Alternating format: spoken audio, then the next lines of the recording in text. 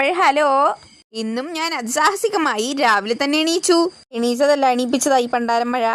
പെട്ടെന്ന് തന്നെ പല്ലുതേപ്പ് കഴിഞ്ഞ് വന്നപ്പം എന്തേച്ചി എന്നെ മൈൻഡ് ചെയ്യാത്തെന്നും പറഞ്ഞ് ബെഡ് കിടക്കണം.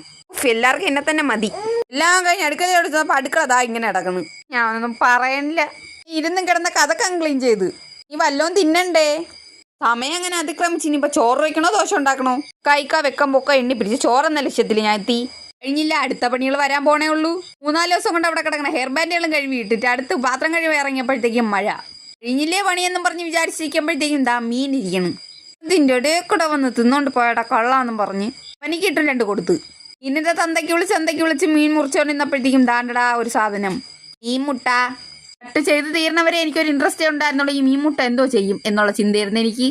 ലാസ്റ്റ് പൊരിക്കുക എന്ന ലക്ഷ്യത്തിൽ തന്നെ ഞാൻ എത്തി. മാത്രം പോരല്ല, ഇത് കറി വയ്ക്കുകയും കൂടെ വേണ്ടേ.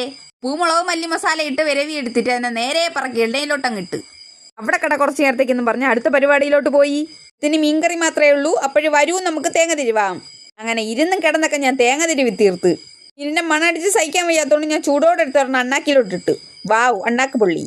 അപ്പോൾ ഇവിടുത്തെ ഐറ്റം എണീച്ച് വന്നിട്ടുണ്ട്. അവൾക്ക് ടേസ്റ്റ് ചെയ്താൽ കൊടുത്തപ്പോൾ അവളെ എക്സ്പ്രഷൻ ദാ ഇങ്ങനെയായിരുന്നു. പെണ്ണുമ്പുള്ളത് എന്തോന്ന് തരണേന്ന്. ഇനി അടുത്ത പരിപാടി ഒന്നുമില്ല, വേഗം തന്നെ മീൻകറി വെക്കണം, തിന്നണം. അത് മാത്രമാണ് എൻ്റെ അടുത്ത ലക്ഷ്യം.